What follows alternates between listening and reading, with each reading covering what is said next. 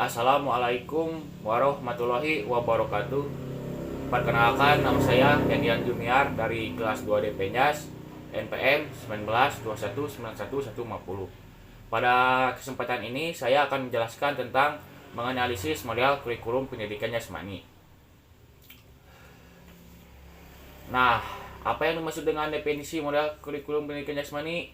Tujuannya, model kurikulum ini adalah kepuasan diri, kompeten melakukan aktivitas jasmani, memiliki kepatutan individu, mampu bersosialisasi dan menentukan pilihan secara bertanggung jawab, serta mampu mengintegrasikan pengalaman.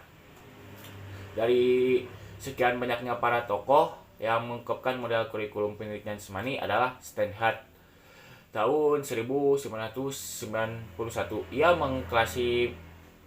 mengklasifikasikan model-model kurikulum pendidikan jasmani ke dalam 7 kategori, yaitu yang pertama ada developmental education, humanistic physical education, movement education, kinesiological study, sport education, personal training, dan health related physical fitness.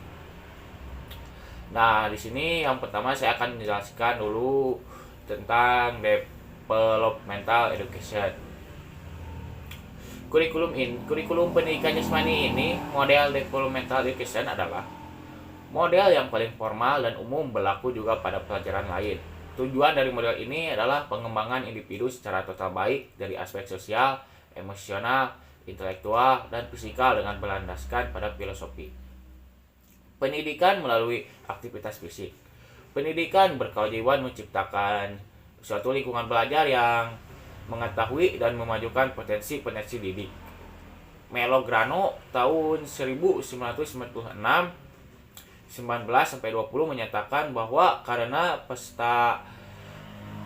peserta harus memahami perubahan tahapan perkembangan dan pola pertumbuhan selama belajar, maka pendidikan meningkatkan anak kognitif, psikomotor, dan efektif. Setiap anak memiliki trimming dan pola pertumbuhan dan perkembangan serta tingkat perkembangan belajar yang berbeda. Program pendidikan jasmani harus sesuai dengan tahap perkembangan dan tingkat belajar anak. Sumbangan pendidikan jasmani terhadap dan tingkat dimaksud merupakan inti dari pendidikan lewat jasmani education through TEPSIKA. Hal ini berarti bahwa keterampilan dasar diajarkan di sekolah dasar, diikuti oleh berbagai jenis aktivitas atau unit tema, termasuk berolahraga sepanjang hayat. Di sekolah lanjutan 95%. Kurikulum pendidikan jasmani sekolah dasar di Amerika Serikat adalah model ini karena dipercayai bahwa semua ranah peserta dikembangkan secara seimbang. Tujuannya, model ini adalah kepuasan diri, kompeten melakukan aktivitas jasmani, mampu bersosialisasi dan menentukan pilihan secara bertanggung jawab, serta mampu mengintegrasikan pengalaman. Program yang akan dilaksanakan mempunyai ciri-ciri sebagai berikut. Pendekatan holistik dalam pencairan identitas pribadi, beragam kesempatan untuk perkembangan yang maksimal, lingkungan yang sehat yang menjamin perbedaan individu. Nah, selanjutnya yang kedua, di sini saya akan menjelaskan tentang humanistic education. Model ini hampir sama dengan model developmental, yaitu menekankan pada kesejahteraan individu secara total.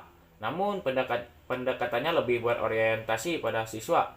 Nilai rujukan dari model ini adalah self-actualization dan social reconstruction. Contoh dari model ini adalah level of effective development dari Harrison. Nah, terus selanjutnya yang ketiga, di sini saya akan membahas tentang movement education. Model ini adalah model yang paling berpengaruh di sekolah dasar dan tergantung pada prioritas orientasi gurunya.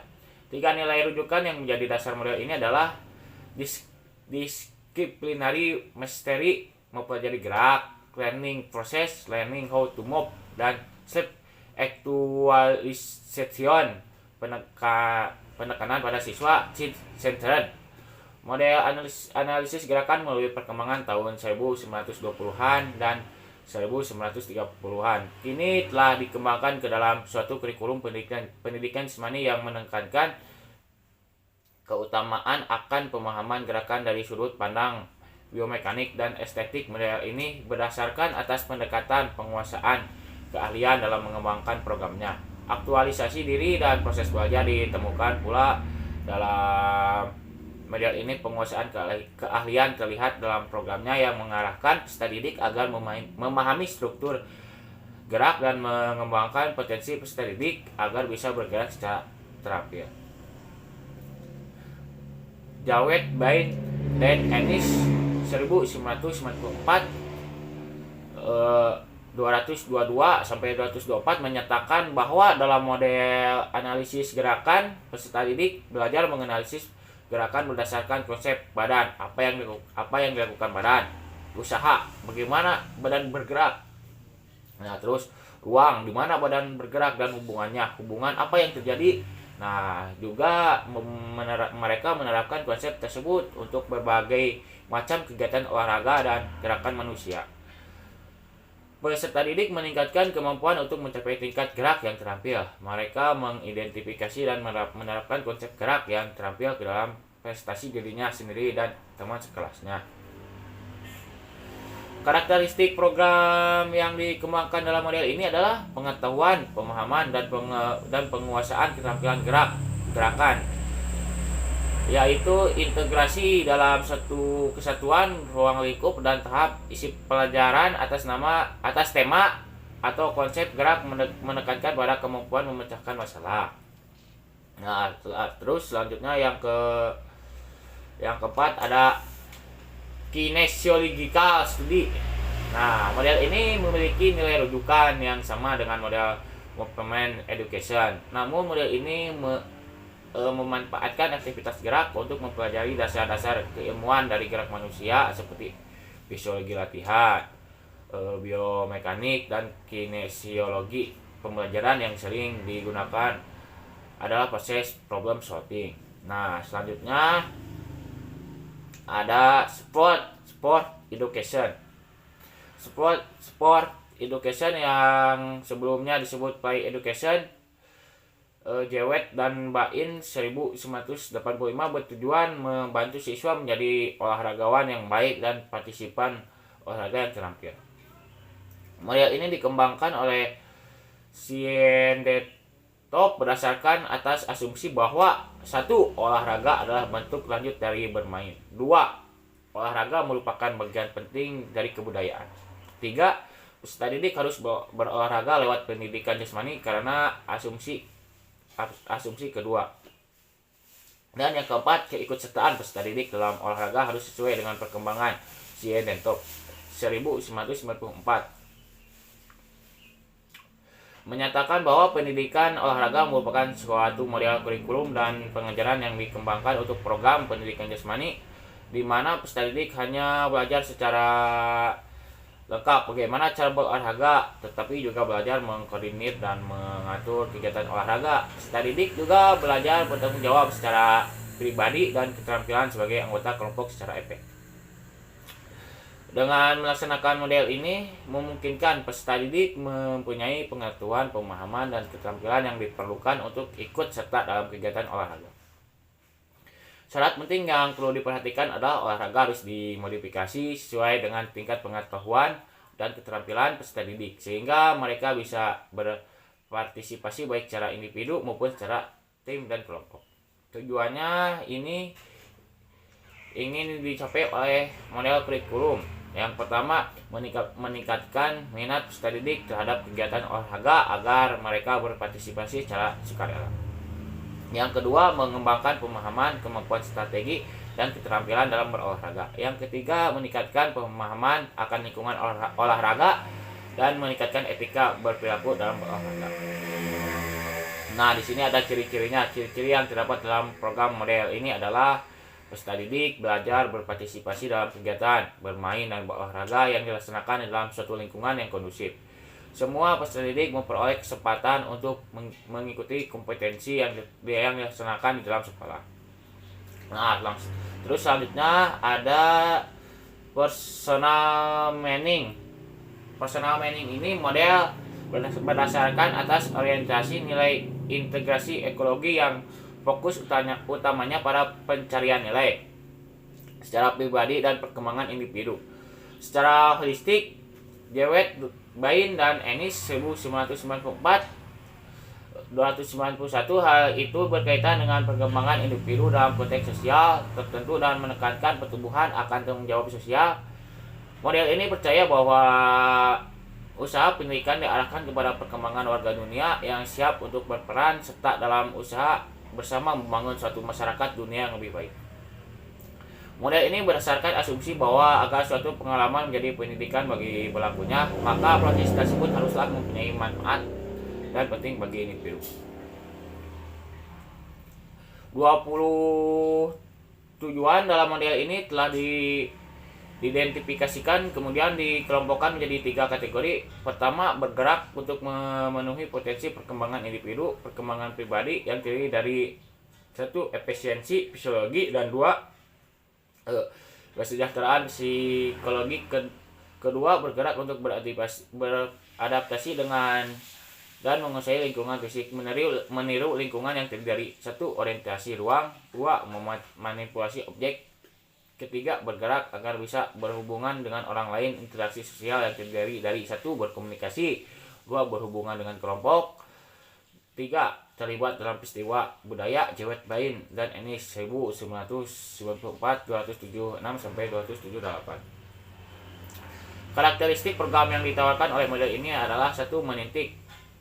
Menitik beratkan pada pencarian pribadi terhadap suatu arti. 2. Keterampilan proses merupakan isi yang penting. 3. Belajar dalam konteks sosial. Dan 4. Menekankan pada bakat individu, kemampuan kreatif, dan kepuasan serta tujuan jangka panjang.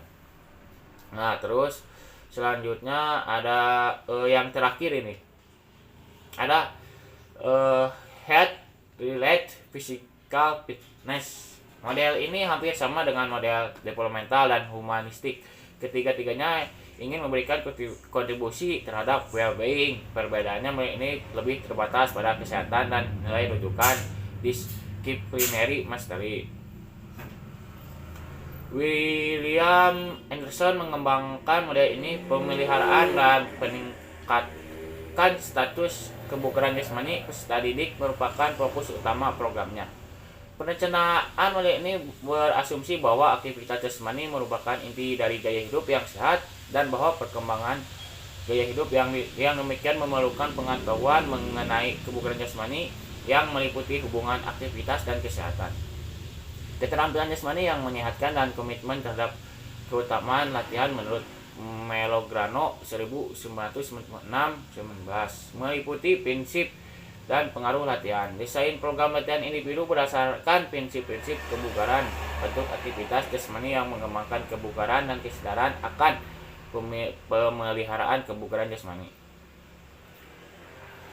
Ross yang dikutip oleh Pat dan Hon 1994-61-63 membuat tujuan program bertingkat seperti anak tangga. Tujuan terdiri dari 5 tahapan yang selalu selaras dan dengan perkembangan dan pertumbuhan peserta didik. Pertama, melaksanakan latihan secara teratur, mempelajari kebiasaan pribadi, belajar berlatih secara teratur dan menikmatinya. Kedua, memperoleh kebugaran jasmani, memperoleh kriteria bugar dan untuk komponen kebugaran jasmani yang berkaitan kesehatan. Belajar membuat tujuan kebugaran jasmani pribadi yang realistik. Ketiga, pola kebugaran jasmani, memilih aktivitas pribadi dan mengevaluasi program latihan dan olahraga.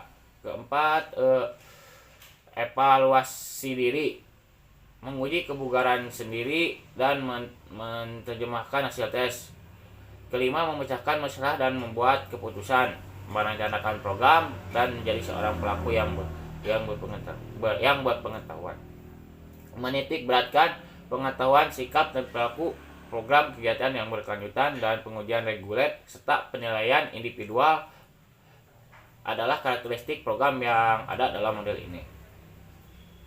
Sekian penjelasan dari saya. Mohon maaf bila ada kesalahan. Wabillahi taufiq wal hidayah. Wassalamualaikum warahmatullahi wabarakatuh.